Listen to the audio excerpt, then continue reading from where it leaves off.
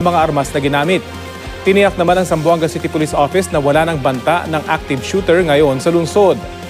Ang Department of Education naman, nababahala raw sa nangyaring pamamaril. Handa raw sila magbigay ng suporta at tulong sa mga apektadong mag-aaral, pamilya, school personnel at sa mga otoridad. Yan ang maiinit na balita ngayong tanghali. Ako po si Connie Sison. Rafi Tima po. Kasama niyo rin po ako, Aubrey Carampel. Ito po ang GMA News. Walang kinikilingan, walang pinoprotektahan. Noon at ngayon, serbisyong totoo.